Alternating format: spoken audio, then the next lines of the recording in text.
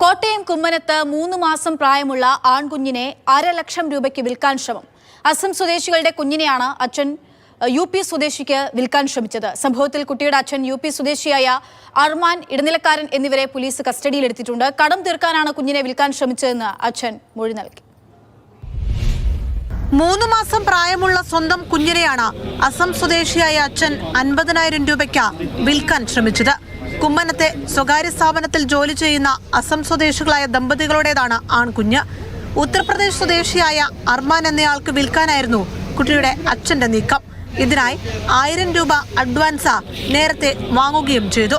കുഞ്ഞിനെ കൈമാറാൻ ശ്രമിക്കുന്നതിനിടെ അമ്മ ബഹളം വെച്ചതോടെയാണ് വിവരം സമീപവാസികൾ അറിഞ്ഞത്. പിന്നാലെ കുമരകം പോലീസ് സ്ഥലത്തെത്തി. കടമുണ്ടെന്നും അത് തീർക്കാനാണ് കുഞ്ഞിനെ വിൽക്കുന്നതെന്നുമായിരുന്നു അച്ഛൻ പോലീസിനോട് പറഞ്ഞത്. രണ്ടുപേര് വീട്ടിൽ വന്ന് കുട്ടിയെ ആവശ്യപ്പെടുകയും അത് മാതാവ് കൊടുക്കാത്തതിന്റെ പേരിൽ അവർ തിരികെ പോയി.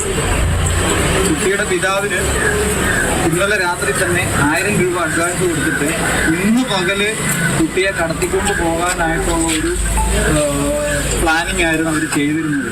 കുഞ്ഞിന്റെ അച്ഛനെയും കുഞ്ഞിനെ പണം കൊടുത്തു വാങ്ങാനെത്തിയ UP സ്വദേശിയായ അർമാനെയും ഇടനിലക്കാരനായ UP സ്വദേശി ഡാനിഷ് ഖാൻ എന്നയാളെയും പോലീസ് കസ്റ്റഡിയിലെടുത്തു. ഇവരെ വിശദമായി ചോദ്യം ചെയ്തു വരികയാണ്.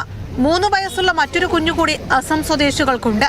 കുട്ടിയുടെ സുരക്ഷിതത്വം അടക്കമുള്ള കാര്യങ്ങൾ പോലീസ് പരിശോധിച്ചു വരികയാണ്. മാതൃഭൂമി ന്യൂസ്, കോട്ടയം.